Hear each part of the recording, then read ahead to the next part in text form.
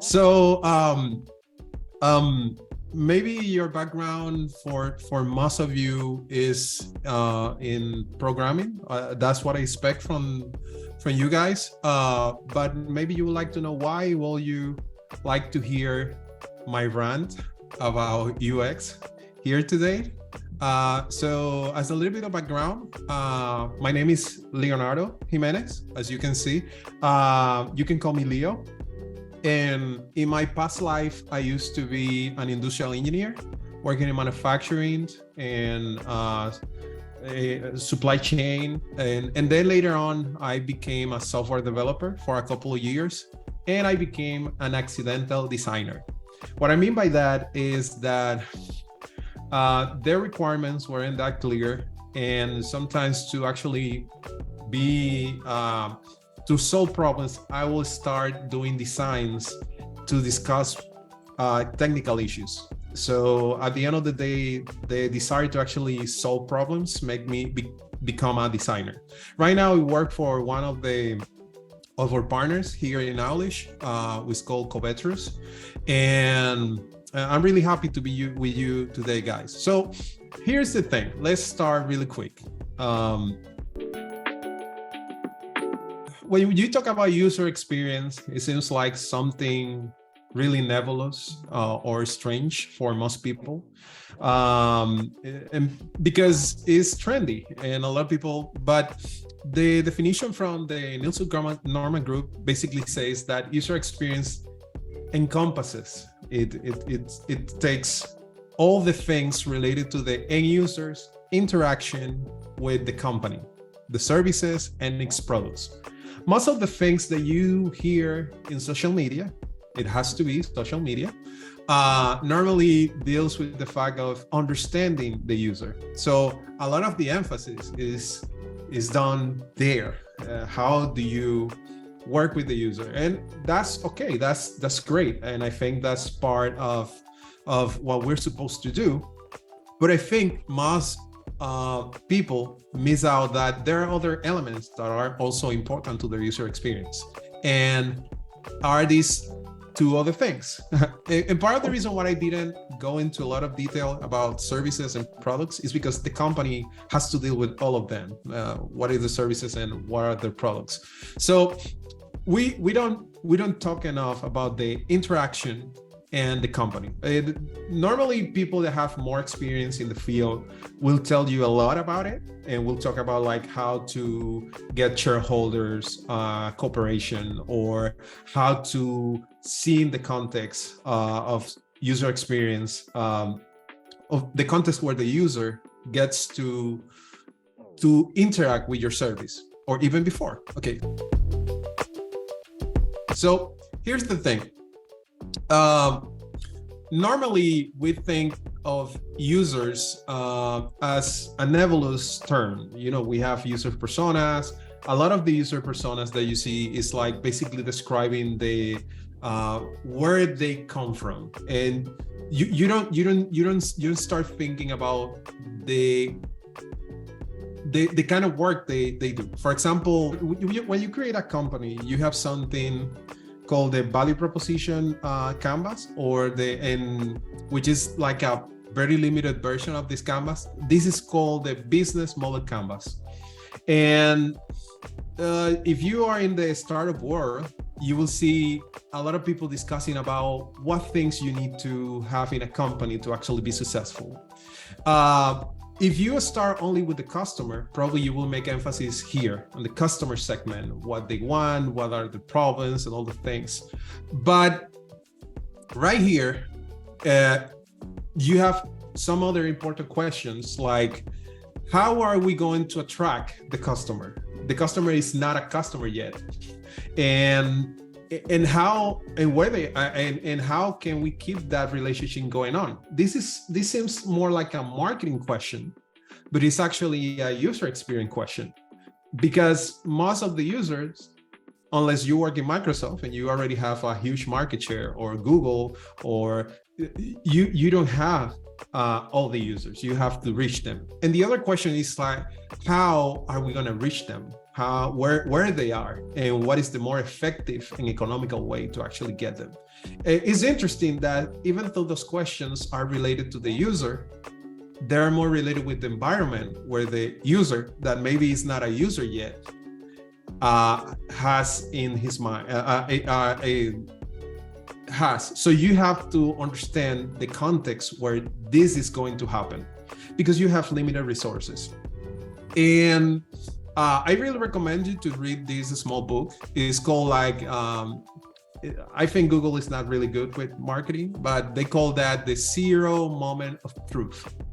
And it's the idea that in order for you to actually reach your customers, you have not to work about getting the best product, but instead being top of mind before they even decide. And basically they say you have to be, well, normally marketing we call like awareness of the brand, right?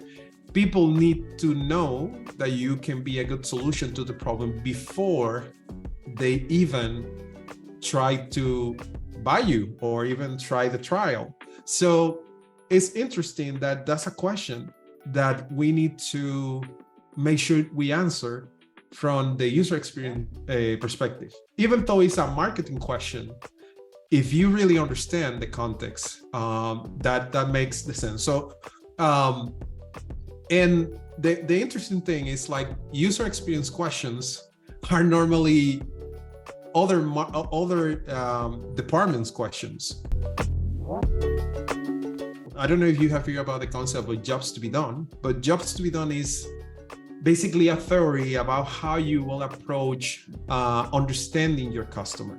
The normal approach that we have, or a pretty common approach or method, is really common in most design schools right now, is to use personas. And the idea is like you start in the customer and you create like their profile, average age, things that trouble them, maybe a little bit of context. But here in the jobs to be done, you instead try to make emphasis on the problem they're trying to solve.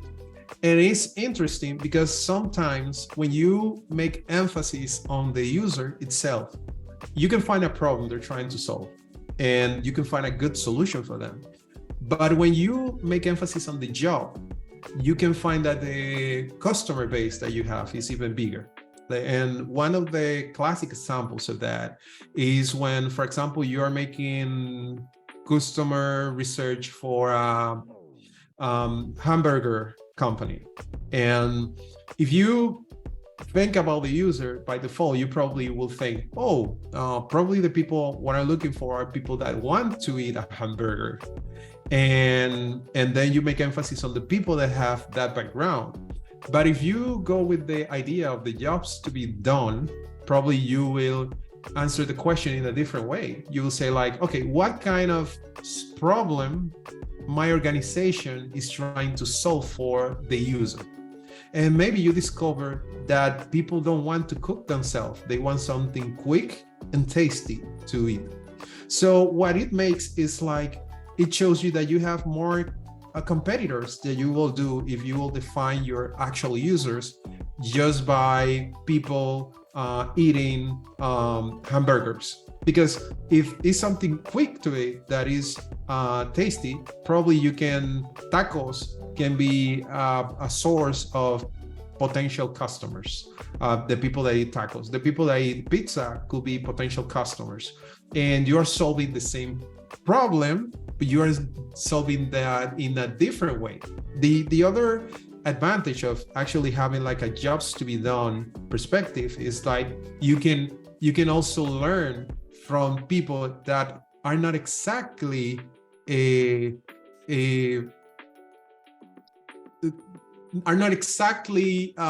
the same techniques, and you can incorporate in your more limited market some techniques from a competitor or indirect competitor that solves the same problem. The other issue is like you can also discover like a different range of services that you can give that are complementary because are related to the actual problem you're trying to solve, and or they can make you rethink how you approach the problem. So yeah, that's another discussion that we can have about like what's actually an user, right? So I think I find really interesting that Clayton Christensen is somebody that is normally discuss about disruptive innovation, and he says this in his context, that after decades of watching companies, he sees that they're making so much emphasis on the customer and the end user that they can lose direction, because they don't see the whole picture, or they cannot see the whole environment where they work. And I really recommend you this article. It's not like it's not like user personas. It's not like the classical methods that we normally use in user experience are bad. It's just like they're complementary. It's good to have as many different perspectives as possible. And he says something interesting. The circumstances are more important than customer characteristics, products, attributes, new technologies, and trends. Why? Because people act in a different way depending on the circumstances. It's different when the value of a service is different depending on where you are. A glass of water is not as valuable when it's freely available, but immediately if you're in a desert, it becomes a service that, well, you can charge a lot more. So the context and the circumstances really affect the perception and the kind of service and the price that you can give for the service. So context matters. And I think is a good perspective when we need to understand that not only what the user perceives is the only thing that matters. And also they talk about having more holistic approach, and you will see a lot of people discussing those things recently. This article is kind of old in some way, but the idea is like you have social interactions, you have emotional dimensions that have to be concerned, and that's the reason why you have like the value proposition canvas and all other techniques that are normally used or were normally used by entrepreneurs trying to create new businesses, more and more being part of the UX toolbox. And the other thing is the company. And the company is the source of frustration for a lot of user experience designers, because the way we want to think about us something like an angel, right? That comes and deliver user the gifts of the gods, the blessings of UX to humankind. So we're here to save the user. That's the perspective, right? Or you can have the perspective that in the company, you're more like Christ, sacrificing yourself for the benefit of the users. So you can have like an antagonistic relationship with your organization. And that's something that I've seen a lot of people complaining about. But I think that's the wrong approach, and that can be really counterproductive. I think a more healthy way of seeing that is thinking about business models. And one business models we are all aware how it works is, for example, Uber. And that's what we call a two-sided platform, right? When you have like a two-sided platform, you can have one without the other. And the business model is a classic business model that you see in things like Airbnb, like you see on eBay, where you have sellers and buyers. And basically what you do is you connect them, you connect the two. And when you do that well, both grow and both thrive. So you can improve their experience when you provide like a service. And in some ways, I think that's the same situation that we have with user experience. You don't have one customer. The end user is not your only customer. Your company is also your customer. In fact, just like in a lot of these marketplaces, you get paid when the company gets paid. So having an antagonistic or seeing yourself as a savior for the users can be misleading, and not understanding the other side of the equation can be really, really dangerous. And that's the reason why, for example, something that I think we don't discuss that much is a lot of designers have a high rotation rate in different companies, and it's because they have like they want to save the user, and they have this antagonistic relationship with the organization.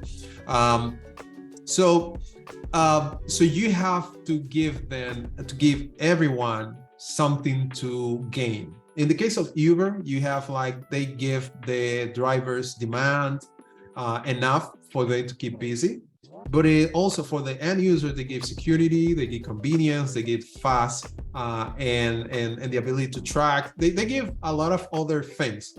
It's getting harder and harder to use Uber, I'm pretty sure. So just take this as an example to understand the concept. If you hate Uber, it's fine. You can hate them, but the idea is like, in order for it to thrive, you need to have them both. If you don't have them, there's no possibility for it to happen. So, but well, I kind of lied, and let me explain why I did lie. Normally we work with ideas and concepts, and I love this phrase, like everything simple is false and everything complex is unusable. And the main concern is like a lot of what we discuss in user experience is a model or an idea. When you have people talking about like the process, and you have like, this is the double diamond process, and this is the process that you need to follow, that's not completely true. That's an idealized version of what we should expect. We're doing user experience research or development or design. But the simple things can help us give like an idea of how things work, but things are more complicated than that. Reality is really, really complicated. So these are models that help us. It's just like somebody else says, like all models are false, some models are useful. And what you will find probably in an organization is something like this. You won't have this simple model where you have like one clear user and one customer that is your company. This is not consistent across the board. In fact, what you will have is more like a set of internal customers that each one have their agenda, have their goals, their metrics are different, have opposing perspective of what it means to be successful. And you will have different external customers. You can have the person that works day to day with the system, the person that purchases it and wants to improve their performance of the metrics. You can have the administrator that have like different goals and settings. So you have to deal with the expectations and the problems of all those people. And you have to try to see how you can decide with the limited resources that you have, which one is first. And that's the reason why most experiences are not that good. For example, if you take a look at, let's say Word is an amazing software. It has a lot of functionality, but over 70% of the things that people ask for Word to do are already implemented. It's just that people don't know where they are because the system is too complex. They try to reach so many people that a lot of people don't know all the things that Word can do. So systems eventually become really complex. And because the relationship between the people that use those systems is complex in itself. They're not like one specific user. And also they evolve over time. The marketplace change. For example, something that a lot of those companies didn't have to deal with was, for example, Uber or Airbnb didn't have to deal with how they have to treat their employees and laws related to if the people working in an Uber are employees or are contractors or are just providers of a service. But this situation is changing, so your system has to react to the change in the environment to make sure that it makes sense. So it's not only dealing with people that have different priorities, different perspective, different goals and success criteria, but also evolving all those things over time. And that means like your work is never done. Really, it's never done. So it's a work in progress. And one other concept that I think is important to talk about is the idea of scarcity.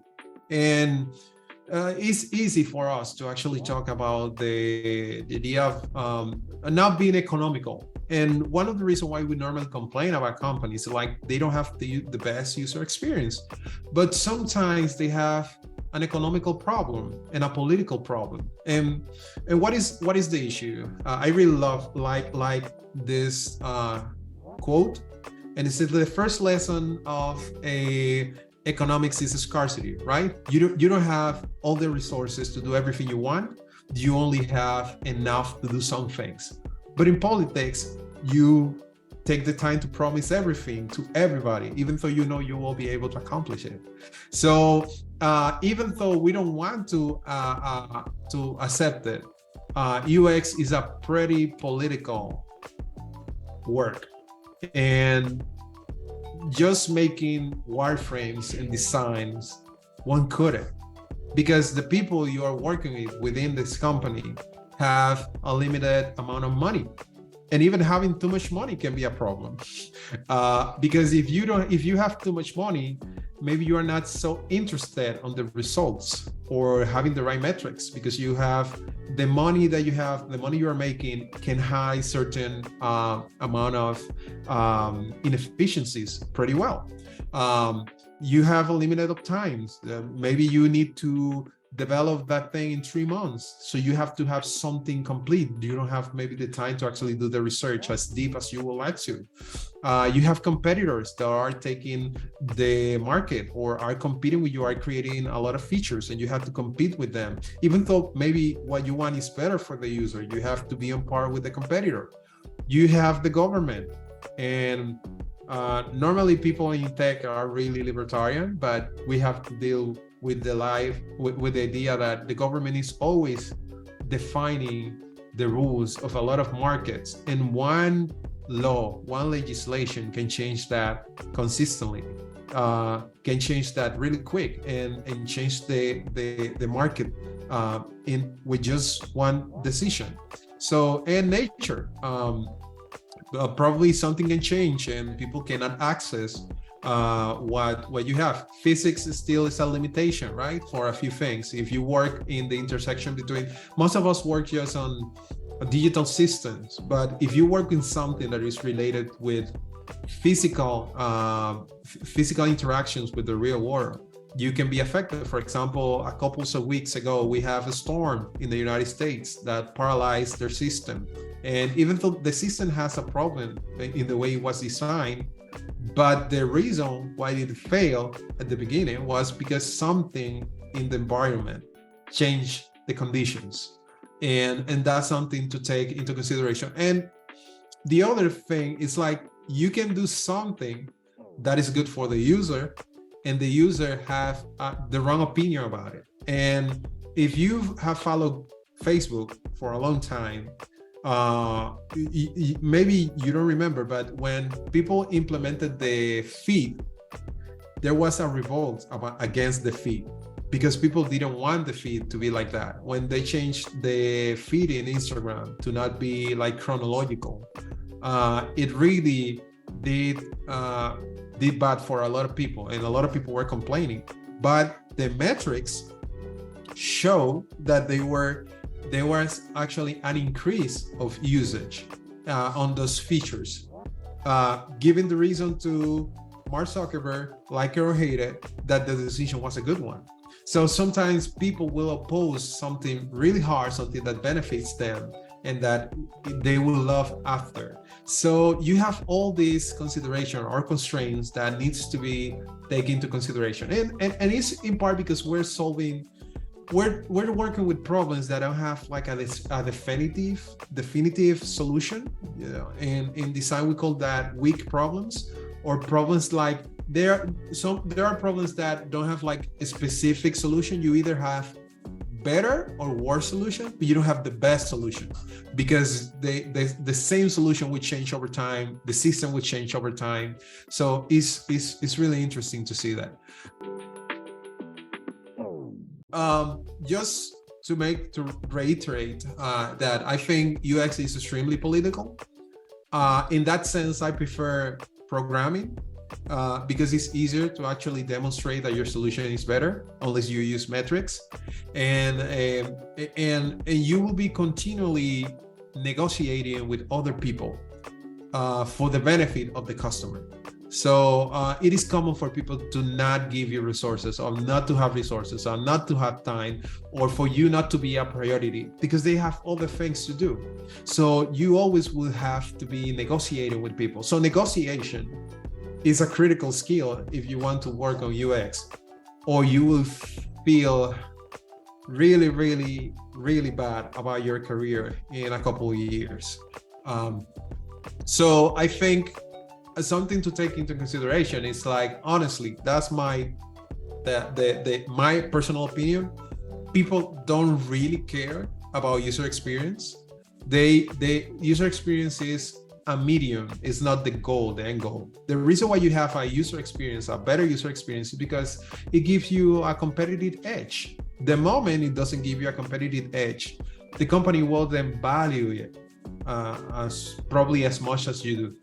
And that's normal, because you want, as a company, to spend the less. Yes, that's true. But you know, and that's the same thing. And Lucas says something interesting. He said, like, people don't care about UX until they have a bad UX. Yes, but they don't. UX is a way of actually getting results. What people complain is that they don't get the results in the best way possible, right? But your leadership wants to get results as cheap as possible, and that's understandable, because the company doesn't have all the resources in the world. So part of our work is to actually show them how what we say is good for them. It's not only good for the user, it's good for the company. Because when a company becomes big enough, eventually their short-term interest will be against the long-term interest of the consumer. And that happens with a lot of monopolies. When you have, for example, telephone companies. Telephone companies are well known for having like a really bad experience, and it's because you don't have many options. Which one of the three that you have can you choose? So why to invest on that if people don't have like a lot of options, right? If the competitors start to invest in user experience to actually take part of your market share, then it becomes something important, because you're losing market share. So they have a reason. So what I'm saying is like, it's good to understand what people think is success and explain to them how user experience can benefit them by benefiting the user or the end user. But at the end of the day, people care about their results, and it's important to make sure we're realistic about it.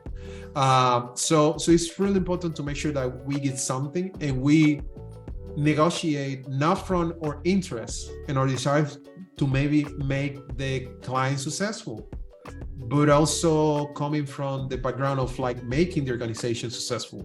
Because what you have is like, if you give maybe too much, it's just something basic. If people could pay for a service or receive it free, they would choose to receive it free, right?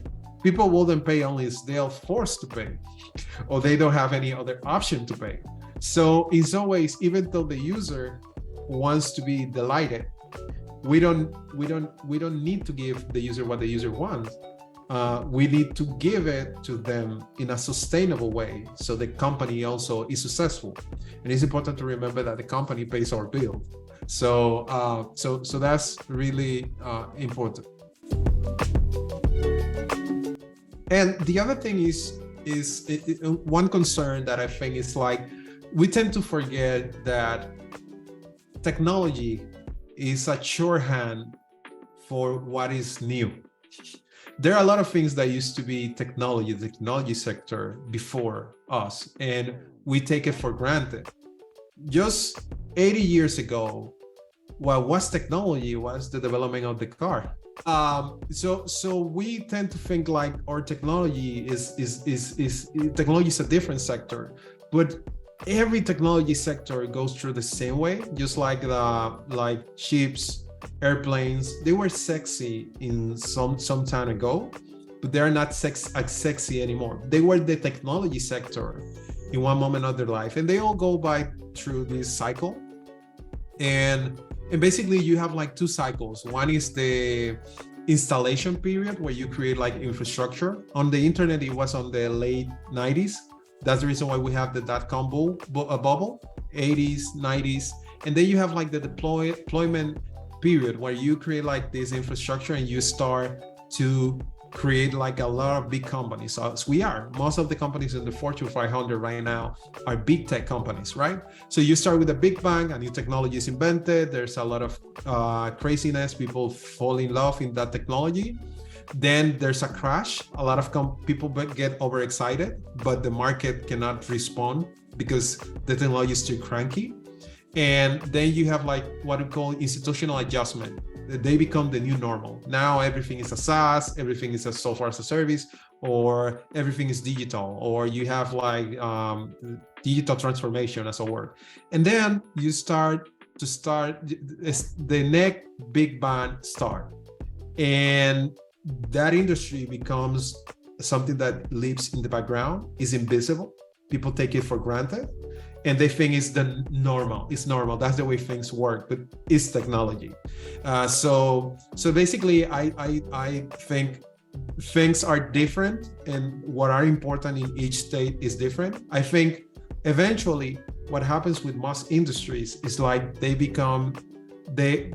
agree about what is the best experience possible, and most of the difference is in the marketing. If you see most of the cars of last year, they look pretty much the same, but what changes the perception of the brand, and that's normally the last step. In each one of those areas, design is important, but design has a different function. So I think you have like this, depending on how mature your industry is, user experience will mean something different. And I think this is like some kind of like a guideline about how it should be. So I think I will leave it at there. So in case you have like any question to be answered, but later on maybe we can talk about it. Thank you. All right, thank you very much.